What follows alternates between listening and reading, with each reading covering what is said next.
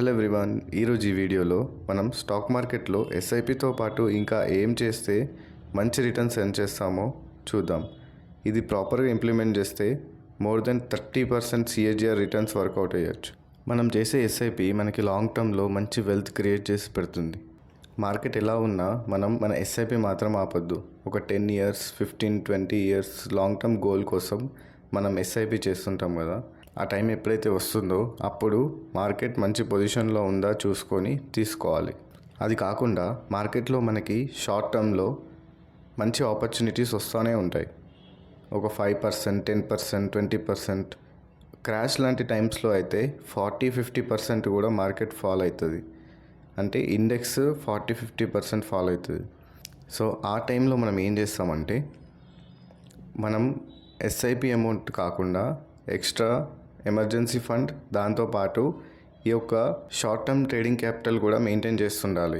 ఎప్పుడైతే index 5% fall అవుతుందో మనం పెట్టుకున్న షార్ట్ టర్మ్ ట్రేడింగ్ క్యాపిటల్లో 25%, అంటే దాంట్లో 4 parts చేసుకొని 25% ఒక పార్ట్ని ఇన్వెస్ట్ చేయాలి. ఇంకా 5% ఫాల్ అయితే ఇంకొక పార్ట్ ఇన్వెస్ట్ చేయాలి.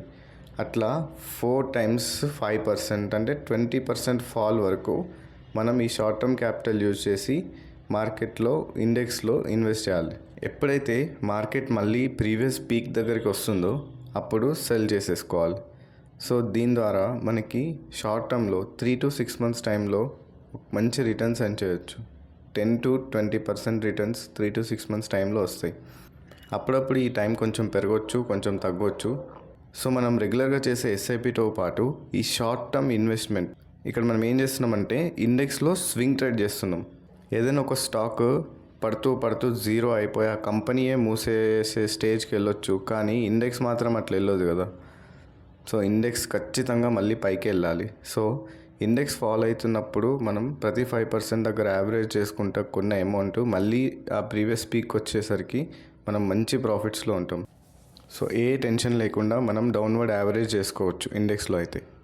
సో ఈ షార్ట్ టర్మ్ ఇన్వెస్ట్మెంట్ ద్వారా మనకి 3 to 6 monthsలోనే 10-20% రిటర్న్ వస్తుంది కదా. సో ఎస్ఐపి చేయకుండా ఇదే చేయొచ్చు కదా అని క్వశ్చన్ ఉండొచ్చు, కానీ అట్లా చేయొద్దు. ఎందుకంటే మార్కెట్ ఎప్పుడు ఫాలో అవుతుందో అనేది మనకు తెలియదు. మార్కెట్ని మనం టైం చేయలేం కాబట్టి మనం ఎస్ఐపిని మెయింటైన్ చేస్తాం. ఎస్ఐపి లాంగ్ టర్మ్లో మార్కెట్ పడుతున్నా పెరుగుతున్నా కంటిన్యూస్గా మంత్లీ ఒక అమౌంట్ని ఇన్వెస్ట్ చేస్తూ వెళ్ళి లాంగ్ టర్మ్లో మన గోల్ కోసం మంచి క్యాపిటల్ క్రియేట్ అయ్యి దానిపైన మంచి రిటర్న్స్ వస్తాయి. సో ఏ గోల్కి అయితే మనం ఈ అమౌంట్ అంతా ఎస్ఐపి చేసామో మనకి ఆ పర్పస్ ఫుల్ఫిల్ అయిపోతుంది. కానీ ఈ షార్ట్ టర్మ్లో వస్తున్న ఆపర్చునిటీస్ మనం మిస్ చేసుకోకుండా ఒక షార్ట్ టర్మ్ క్యాపిటల్ పెట్టుకొని ఈ అమౌంట్ ఆ షార్ట్ టర్మ్ ఇన్వెస్ట్మెంట్కి యూజ్ చేసుకొని మనం ఈ ట్రేడ్స్ చేస్తే ఎక్స్ట్రా 10-20% రిటర్న్స్ ఎర్న్ చేసుకోవాలి. సో మార్కెట్ని టైం చేయలేం కాబట్టి ఆ కంటిన్యూస్ ఎస్ఐపి చేసుకుంటూనే ఈ క్యాపిటల్తో ఎప్పుడైతే మార్కెట్ ఫాల్ అవుతుందో 5-5%కి యావరేజ్ చేసుకొని మనం దీంట్లో ట్రేడ్ చేస్తాం ఇండెక్స్లో. సో ఇట్లా చేస్తుంటే లాంగ్ టర్మ్లో మోర్ దెన్ 30% సిఏజిఆర్ రిటర్న్స్ మనం గెయిన్ చేయొచ్చు.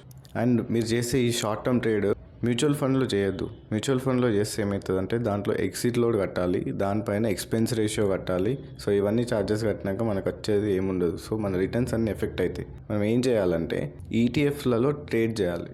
ప్రతి ఇండెక్స్కి మనకి ఈటీఎఫ్ అని ఉంటాయి. ఇప్పుడు నిఫ్టీ 50కి నిఫ్టీ బీస్ అని, బ్యాంక్ నిఫ్టీకి బ్యాంక్ బీస్ అని.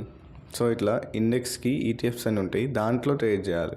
సో మీ ఈ వెల్త్ క్రియేషన్ జర్నీలో ఈ సింపుల్ స్ట్రాటజీని కూడా యాడ్ చేసుకుంటే మీకు లాంగ్ టర్మ్లో మంచి రిటర్న్స్ వర్కౌట్ అవుతాయి.